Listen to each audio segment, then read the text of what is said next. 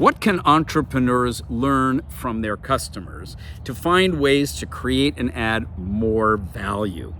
Well, that's an easy question, but the challenging part is getting your customers to think about what else it is that they would appreciate receiving from your organization, from you as an entrepreneur.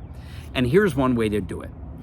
You find a customer who's got a little bit of extra time, you invite them to sit down with you for a cup of coffee or go out for a lunch, and you say, I'd like the privilege of being able to interview you to understand more about what it is that you really value when you're being served by us.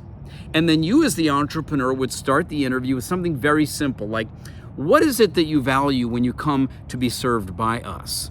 And they may say something very simple like, well, it's the products that you have, or it's the basic service that you provide.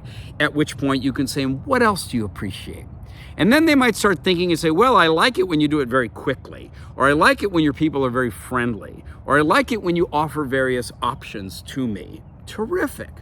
Is there anything else that you would also value for us to provide to you? Now remember, at the point you ask that question, they've already answered a similar question twice.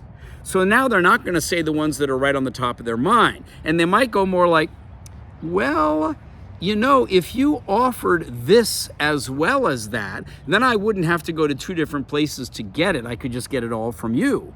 Or if you and that other store perhaps had some kind of a shared delivery service, then I can arrange to get everything all on the same day rather than having to be home for two different deliveries. Now, you may not have thought of that before, and they may not have thought of that before, but they're going to start thinking about it because you asked them the question. And then you could keep going and say, you know, if you could wave a magic wand and we would do just, whatever else it was that you think we could or might consider doing for you. I'm not promising that we're going to do it, but if you could wave a magic wand, what else would you be interested in having us do to serve you well? And at that point, you're going to see your customer go like this. And that's what you want to get to, the point where they are thinking. And what are they thinking about? They're thinking creatively about other ways that you could serve them, other ways you could create even more value. And it doesn't end there. You could say things like, well, is there anything that we could do that you would actually gladly pay us even more for? Like you'd be happy to increase the amount you're paying or the amount your amount of business you're doing with us. But what could it possibly be that if we did that, you'd love it and you'd pay more for us to do it?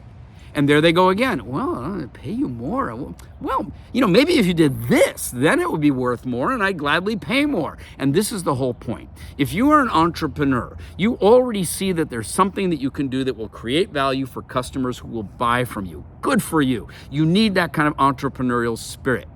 But you can't think of everything.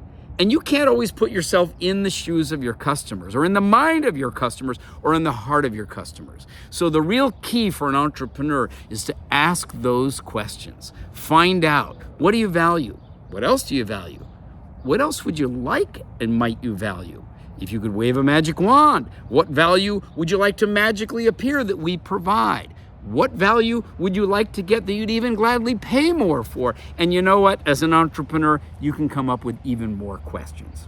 Now, a quick caveat, which means don't say when you interview them, whatever you ask for when you wave your magic wand, we're going to do it for you. But you can certainly say, I don't promise to do everything you come up with, but I'd love to hear everything that you come up with. And then after they've come up with a variety of ideas over the course of your interview or your coffee or your lunch, then you might say, if we decide to actually try some of those, would you be willing to be one of our first customers and give us feedback on how we could do it even better? And you know what? Any customer you interview like that is already going to feel more committed to your success.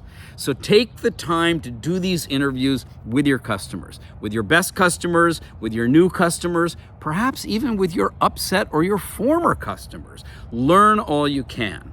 And then when you start to hear a lot of good ideas, choose one and give it a try. And invite those customers to try it along with you and give you even more feedback so you as an entrepreneur can create more value and succeed.